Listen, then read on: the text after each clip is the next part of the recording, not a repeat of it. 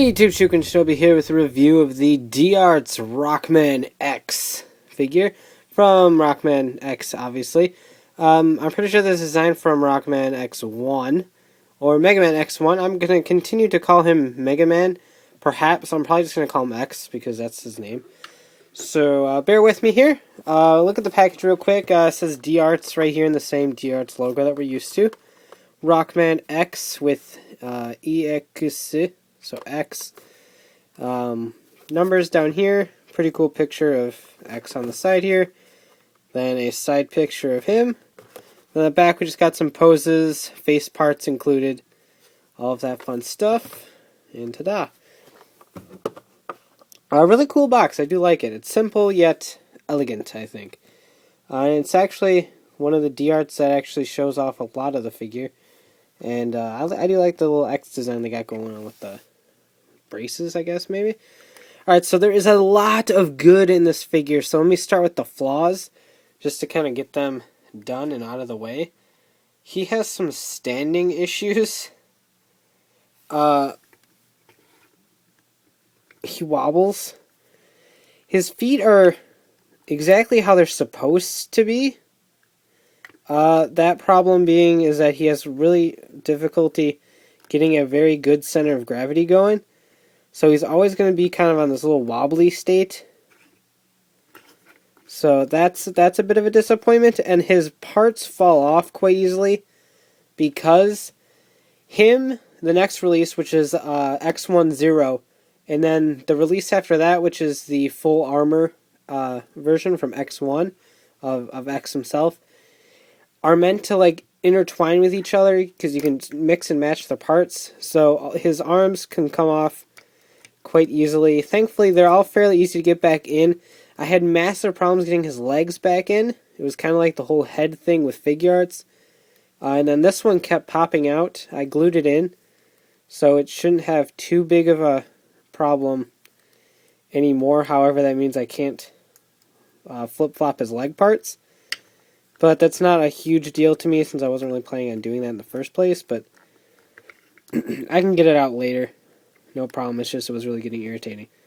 So, that's really the only flaw I have. The red jewels are present exactly where they should be. His bottom of his feet are sculpted absolutely phenomenally. So those look really good. His chest sculpt is pretty nice as well. Basic, bare bones, but that's how it's supposed to be. His shoulder pads just kind of move on this little joint, but they are connected to the shoulders to allow full range of motion there. He's got a lot of movement in his body, thanks to how everything is constructed. And then he's got full leg articulation. There's a double joint inside here covered up by this little plastic guard. So he's got full range of motion in his legs, and then his feet are on a little ball joint that move around very easily.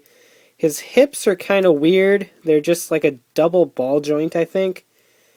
Again, covered up by a little guard. I know the bottom part's a ball joint. I can't really tell about the top. But there's lots of motion in there, so it shouldn't be too big of a problem to get him in various poses. But like that's about the extent of his leg motion. So it's kind of hard to get him in poses like that with it looking properly. So he's kind of a fiddly little guy. A very good fiddly little guy, but a fiddly guy nonetheless in order to get him in some pretty nice poses. And then there's the whole standing issue that I was talking about earlier. He's a really wobbly figure. And that's mostly due to the way his legs are designed, to be honest. So let's take a look at his face. His face is pretty nice. The default face sculpt is pretty well done. Nice green eyes in there, kind of a normal face. His helmet is really, really pretty. The red jewel right there, that can reflect pretty nice in the light. Same on the other side, and then the red jewel on his head. On the back here, you've got a little red vent-like things, and then his normal blue head crest. Here's the back of the figure as a whole. It's pretty much the same as the front in terms of chest design. So that's pretty cool. He does come with some different heads, and we'll cover that later. And then, of course, we have his Buster, which has the red jewel and stuff in it, which also comes out. Again, I'll show that later on, too. But lots of motion, standard D-Arts level of articulation. So Tamashi wins once again by making an awesome figure. So accessory-wise, he comes with a fair amount, considering that he's pretty much just sort of normal, basic X. He comes with a triple blast shot that can connect into the Buster. I'll demonstrate that. A charge shot, which I drop, which looks really cool. I love the way the charge shot looks. Really nice. A replacement for the Buster hand that is just a normal arm. So you can take like his other fist and just plug it in there. So I'll try to demonstrate. I will demonstrate that actually. I won't try, I will. Two other hands, which are kind of like just generic Buster holding splayed open hands. A cap for the Buster that you switch out. The one with the red jewel in it is default. Take out the red jewel and replace it with this one, and then you can plug the shoot parts in there. So that's how that works. And then two replacement heads. You have an angry head, which looks kind of constipated. And then an angry head that he's yelling, which is pretty cool. I prefer just laid back, normal smirking X.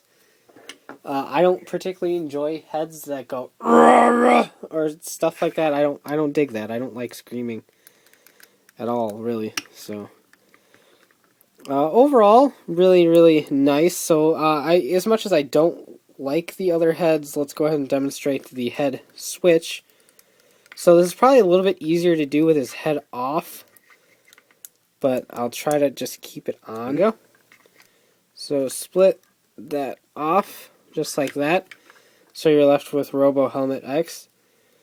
Just pop this part right out of the helmet. It's very similar to the way the Kotobukiya kits work. So if you want Yelling Guy, just flip that in there. And now you have Angry Yelling X, and then just plug it right back in. Since I don't want Angry Yelling X, I'm just going to switch it back. But that is how that works. So again, you just line it right back in. Just like so. Line that up and plug it right back in. So really easy to do once you get the helmet off. As for the arm replacement, just pop that off. Take the arm. There'll be a peg or a hole inside there that you probably can't. There it is, right there. His Buster just fell off my table.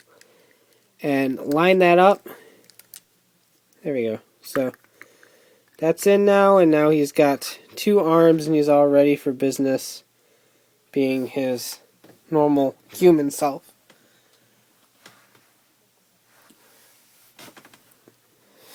Of course, what's Mega Man without a Buster? So we're going to go ahead and take it off, because I prefer guns.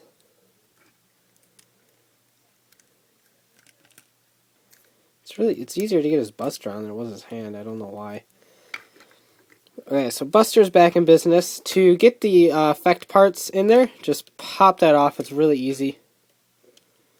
And then pop this in. You're just going to line up the tabs. So that's all set. And then you can take the triple shot, plug that in. The triple shot's really loose in there. Never mind, it was just the peg was undone. So you've got the... That comes apart, guys. That's cool. So you've got the triple shot. You can go like that. That was right here. So plug that back in. So you can go like that, like he's doing a kind of thing. Or you can take the charge shot and plug that in, and then you have the whole charge shot going, which is really cool. The charge shot is really heavy, so you either want to give him the other hand, like so, and then kind of maneuver his hand.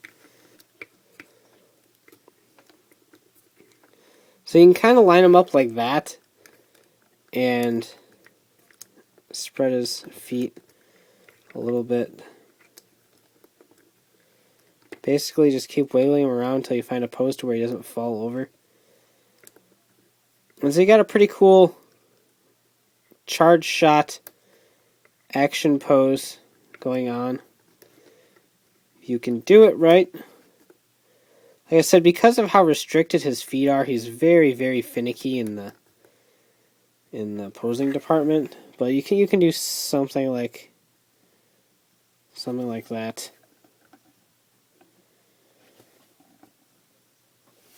like that. We'll go with that. We'll go with that. So let's go ahead and wrap this up. This kind of went on long enough. There's lots to do with this guy, and that is pretty cool. Of course, there is a limit to things you can do. Like you can do so much with this guy that it's kind of difficult to decide how you want to pose him. I'm probably just going to put the effect parts away and just have a standing X just because I don't particularly have that much room. So he'll look cool with the other guys that come out. Hopefully they'll start releasing more characters instead of just various different X's. But I love Mega Man X. Some really good games. I'm more of a fan of the classic series myself. But I do love the X series, and I love the designs from the X series. So having these as some superposable figures is really cool. Definitely recommended to all X fans. Zero looks really cool despite being the X1 version. And the full armor one is now up on pre-order at AmiAmi as well as Zero. So you can go check that out too. Really, really cool. Definitely worth the price. Just minor nitpicks aside that hopefully get improved as X's foot design gets improved. I think his the full armor one looks like it's got a little bit better foot design than he does. So hopefully we'll see some improvements. I kind of like the Kotobukiya kits a little bit better myself. It's almost the same range of motion and it's the original. But these are definitely really cool toys. Definitely recommended for X fans. And yeah, minor flaws aside, he rocks. Yeah, he rocks, man. Never mind, there was a joke there. It's gone. So you can check out my review at radishnovels.com for your latest token news in the craziest way possible. And of course, you can talk about Mega Man, Rockman, Zero, everyone else at the RAM board at radishnovels.com/forums. So take care and have a great one. Bye.